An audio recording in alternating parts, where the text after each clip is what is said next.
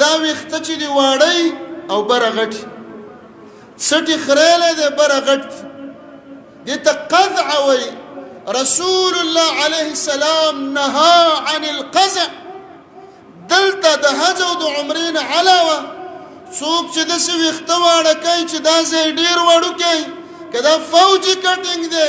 او که دا د پولیسو کټینګ دی او که دا د جمعدار کټینګ دی چې هر کټینګ دی چې دلته د ویښته ډېر واړه او بره غټو نبي علیه السلام د دې نه منې کړي